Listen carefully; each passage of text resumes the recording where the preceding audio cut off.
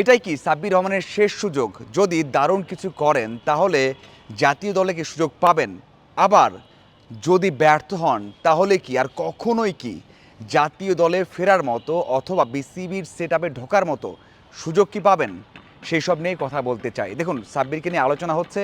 এইচপিতে খেলছেন এবং সেখানে মালয়েশিয়ার বিপক্ষে ২টা ম্যাচ খেলবেন, তারপর যাবেন অস্ট্রেলিয়া সফরে, যেখানে এইচপির একটা টুর্নামেন্ট আছে, টি-20 টুর্নামেন্ট। যদি ভালো করেন তাহলে কিন্তু নিঃসন্দেহে জাতীয় দলে ফেরার পথে অনেকটাই এগিয়ে যাবেন। আমরা সবাই জানি যে জাতীয় দলে ৫-৬ নম্বর অথবা ৭ নম্বরে একজন ভালো ফিনিশার দরকার, যিনি কিনা উপর দিকে ব্যাট করতে পারবেন এবং পরের দিকেও যদি দরকার হয় সেখানেও ভালো করতে পারবেন, এবং সেই কাজটা সাব্বির করতে পারেন, অতীতে করেছেন, এই জন্যই তাকে নেওয়া হয়েছে। এমনটা নয় যে সাব্বির বিপিএল অথবা সবশেষ ডিপিএলে দারুণ কিছু করেছেন এই জন্য নেওয়া হয়েছে, কিন্তু জাতীয় দলে এই জায়গাতে কেউই ভালো করতে পারছেন না।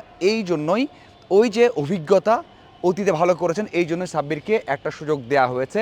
আমার কাছে মনে হয় যে এটা সাব্বিরের শেষ সুযোগ।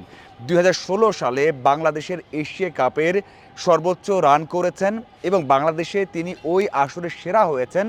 দ্বিতীয় ব্যক্তি, মানে দ্বিতীয় ক্রিকেটার বাংলাদেশে হয়ে যিনি কিনা বড় কোনো আসর সেরা হয়েছেন। সাব্বির রহমান এমনই একজন ক্রিকেটার এবং সেই জন্যই ২৬ সালে এসে, মানে ১৬ সাল থেকে ২৬ সালে, ১০ বছরে সাব্বির বাংলাদেশের লেজেন্ডারি ক্রিকেটার হতে পারতেন, মানে পরিসংখ্যান দিক দিয়ে সবাইকে ছাড়িয়ে যেতে পারতেন। ইতিহাসে, মানে টি-20 ইতিহাসে অনেক কিছুই করতে পারতেন, সেটা করতে পারেননি। এখন আবার তাকে সংগ্রাম করতে হচ্ছে, চ্যালেঞ্জ দিতে হচ্ছে জাতীয় দলে ফেরার জন্য। যদি ভালো কিছু করেন তাহলে কিন্তু ওই যে পাইপলাইনটা, ২৮ সালে বিশ্বকাপ আছে, এই জন্য ওই দলের বিবেচনায় সাব্বির রহমান নিঃসন্দেহে ঢুকে যাবেন। আর যদি ব্যর্থ হন তাহলে কি হবে? দেখুন, সাব্বিরের বয়স চলছে এখন ৩৪ বছর ২৫৮ দিন। ৩৪ বছর ২৫৮ দিন, মানে আর কয়েকদিন পর তার বয়সটা ৩৫ হয়ে যাবে, ৩৫ বছর হয়ে যাবে। টি-20-র জন্য এটা খুব বেশি আদর্শ একজন ক্রিকেটার বা আদর্শ বয়স সেটা বলা যাবে না। এই জন্যই বলছি, যদি এখানে ব্যর্থ হন সাব্বির এই ৩৫ বছর বয়সে এসে, তাহলে সামনে আর সুযোগ থাকবে না। বাংলাদেশ দল খেলবে ভারতের বিপক্ষে, যদিও সেই সিরিজটা হবে কি হবে না সেটা এখনও নিশ্চিত নয়, না হওয়ার সম্ভাবনাই বেশি। যদি না হয় এরপর সাউথ আফ্রিকাতে বাংলাদেশ দল যাবে, সেখানেও যদি না থাকেন, বিবেচনায় না থাকেন, তাহলে সাব্বির রহমান কবে ব্যাক করবেন? তাহলে ব্যাক করার সম্ভাবনা কিন্তু একেবারেই থাকবে না। বয়স তার ৩৫, তার মানে এটাই আমরা বলতে পারি সাব্বিরের শেষ সুযোগ। যদি কাজে লাগাতে পারেন তাহলে হয়তোবা ওই সেটআপে তিনি আসতে পারবেন। এখন আপনি প্রশ্ন করতে পারেন যে ভাই, মালয়েশিয়ার বিপক্ষে ম্যাচ, সামনে অস্ট্রেলিয়ায় যাবে, সেখানে তো দারুণ কিছু হলেও হতে পারে। হ্যাঁ, হতে পারে, কিন্তু এখন কন্ডিশনটা অনেক চেঞ্জ হয়ে গেছে, এখন ক্রিকেট অনেক ফাস্ট হয়ে গেছে। সাব্বির যে সময় খেলেছেন, যে সময় সফল হয়েছেন, সেই সময় আর এখনটা একেবারে আলাদা হয়ে গেছে। সাব্বিরকে সেই চ্যালেঞ্জটা নিতে হবে। দেখুন, যেই টিমে তিনি আছেন, এইচপির যে টিমে আছেন, সেই টিমের কেউই কিন্তু এমন এক্সপিরিয়েন্স নেই।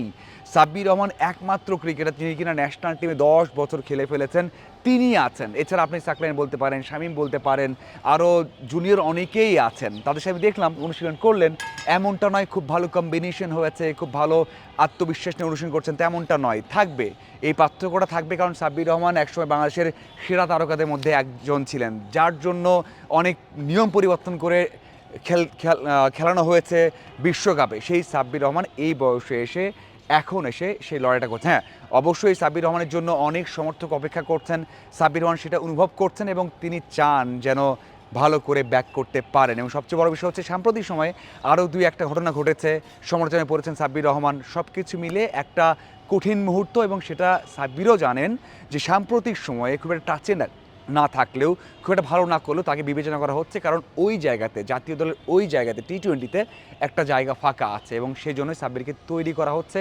সাব্বিরকে ট্রাই করা হচ্ছে। যদি পারে, যদি কাজে লাগাতে পারেন, তাহলে নিঃসন্দেহে তিনি জাতীয় দলের রাডারে চলে আসবেন। এবং এমনটা নয় যে নেক্সট সিরিজেই আসবেন, যেটা বললাম ভারত এবং সাউথ আফ্রিকা, নেক্সট সিরিজে না আসলেও সাউথ আফ্রিকা সিরিজে আসতে পারতেন, হয়তো বা তারপরের সিরিজে আসতে পারেন, কিন্তু যদি খারাপ করেন একেবারেই কিন্তু তার সুযোগটা একেবারে শেষ হয়ে যাবে, একেবারে শেষ হয়ে যাবে।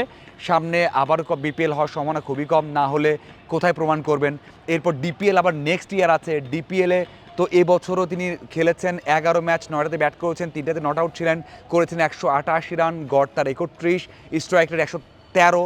ওই যে শেষের দিকে ফিনিশ করেছেন, ভালো করেছেন, এই জন্য টি-20 বিবেচনা করা হয়েছে, কিন্তু ওই সুযোগটা কিন্তু পাবেন না সামনে। এই জন্যই বলছি যে সাব্বিরের জন্য এবারের যে সুযোগটা এসেছে, জাতীয় দলের রাডারে এসেছেন, জাতীয় দলের জন্য বিসিবিও চাইছে তৈরি করতে, কোচিং স্টাফও চাইছে যে শেষবারের মতো একটা চেষ্টা করতে।